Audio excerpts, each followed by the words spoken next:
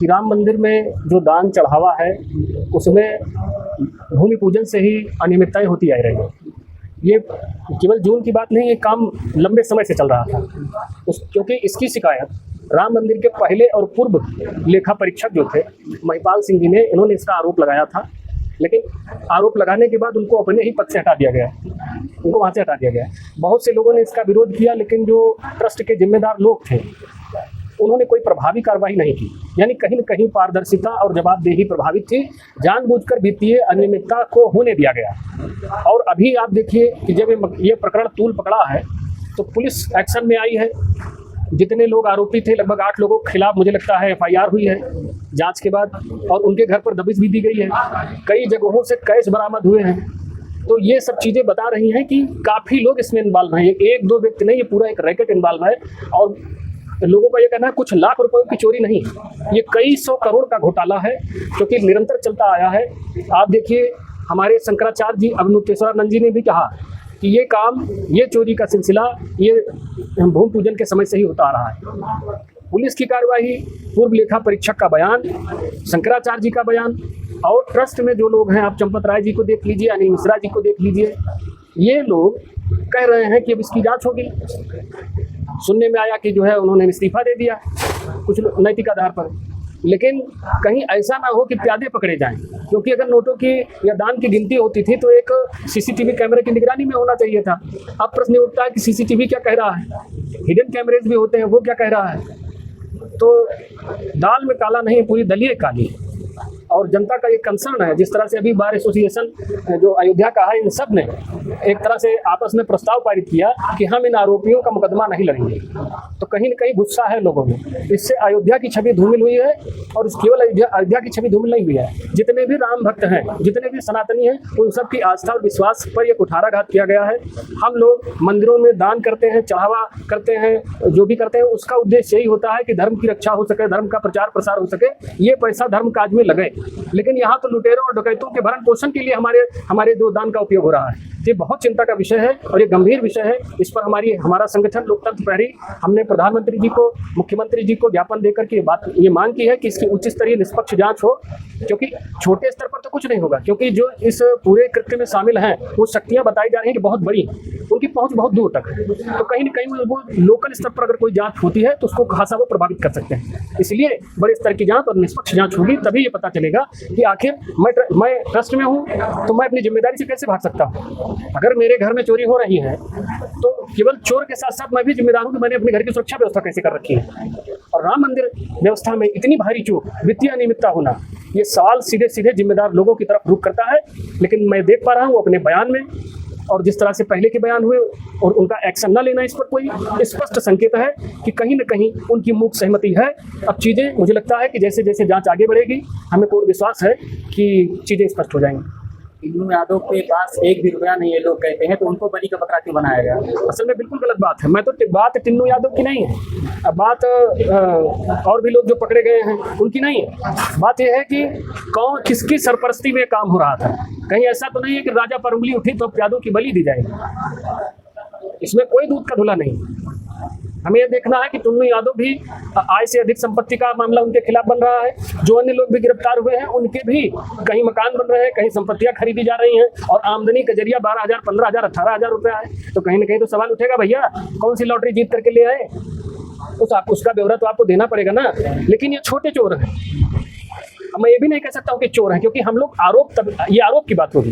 जब तक चीज़ें तय होकर के विधायिका, न्यायपालिका कुछ तो कहीं से आए, कोई न्यायालय इनको दोष सिद्ध करे, तब हम लोग कह सकते हैं। लेकिन आरोप संगीन है और जनता प्रत्यक्ष देख पा रही है कि नौटंकी चल रही है, लीपा पोती चल रही है, खाना पूर्ति चल रही है। बार एसोसिएशन का मैं धन्यवाद देता हूँ अयोध्या का। इन्होंने एक बहुत अच्छा संदेश भेजा है कि यहाँ राम के साथ, जो राम का नहीं हो किसी काम का नहीं, जो राम भक्तों के साथ और प्रभु श्री राम के साथ खिलवाड़ करेगा उसे हम लोग कोई मान्यता, कोई सम्मान नहीं दे पाएंगे, मुखर होकर उसका विरोध करेंगे। अब ये तो हम सबसे बड़ी जिम्मेदारी इस समय पूरे ट्रस्ट की है, राम मंदिर ट्रस्ट की है। ये चोरी आपके नाक के नीचे हुई है तो आपकी जवाबदेही बनती है। बिल्कुल SIT अपनी जांच प्रस्तुत करेगी, बिल्कुल विधिक कार्रवाई होगी। लेकिन राम मंदिर ट्रस्ट अपनी जिम्मेदारियों से कैसे बच रहा है, और इस ट्रस्ट में तमाम वो लोग हैं जिन्होंने राम भक्तों पर गोलियां चलवाई, जिन्होंने राम मंदिर आंदोलन में जिनका दूर दूर तक कोई योगदान नहीं था। ये प्रश्न उठता है समाज में, और तमाम वो लोग जिन्होंने राम मंदिर आंदोलन में बढ़ चढ़ के हिस्सा लिया, अपना योगदान दिया, वो आज कहते हैं कि कैसे इन लुटेरे और डकैतों को इस ट्रस्ट में स्थान मिल गया। ये कितने करोड़ का घोटाला हुआ है? अब किसको आप या हम कैसे बता सकते हैं? एक खुलासा तो जनता कर रही है, जनता खुलासा नहीं है, है, मीडिया वाले कर रहे हैं। क्या आपके पास ऐसा कोई आंकड़ा आया है? अगर मीडिया ने अगर खुलासा कर लिया है तो मीडिया ट्रायल को कोई ट्रायल नहीं माना जाता है, वो कोर्ट नहीं है। आप आरोप लगा सकते हैं, कहीं कोई प्रथम दृष्टया कोई बात आती है, जैसे आपने टुन्नू यादव की बात की, तो कोई मिश्रा हैं वो लोग गिरफ्तार हुए हैं, तो इसको जातिगत एंगल से देखने का प्रयास मत करिए कि यादव फंसाया जा रहा है या मिश्रा फंसाया जा रहा है। अब आप कहीं दो चोर ब्राह्मण निकल आए तो आप पूरी समुदाय को आप कहेंगे ब्राह्मण चोर होते हैं, या दो चोर यादव निकल आए तो आप कहेंगे यादव चोर होते हैं। इस तरह से देखने का प्रयास मत करिए। ऐसे देखेंगे तो हर जात में आपको चोर मिलेंगे, हर जात में आपको ऐसे लोग मिलेंगे। तो आपका जो ये है स्टेटमेंट कि हमको जनता जानती है कि कितने 100 करोड़ का घोटाला हुआ है, कोई आंकड़ा कोई नहीं दे सकता। मेरे सामने हुआ है क्या?